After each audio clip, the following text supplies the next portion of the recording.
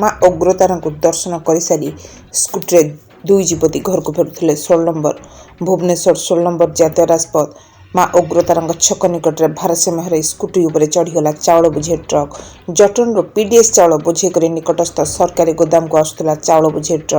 truck चढ़ी दुई scooty आरोही युवती गुरुतर होते दुर्घटना पर ट्रक स्कूटी को 20 मीटर पर्यंत घोषाड़ नहीं फल जन युवती गोड़ दुईटी भांगी जाता बेले अन्य जनकर शरीर विभिन्न स्थान में गभीर क्षति हो प्रबल रक्तस्राव होता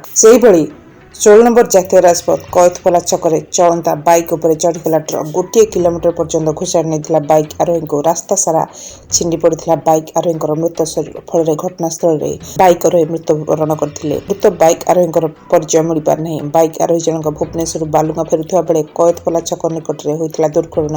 दुर्घटना घटाई पर घटनास्थल ट्रक फेरार हो जाता खबर पर नाचुनी पुलिस घटनास्थल पहुंची मृतकों सबको जबत करने बाइक जबत कर खबर पर उक्त लोक जातीय राजपथ अवरोध करते शह संख्यार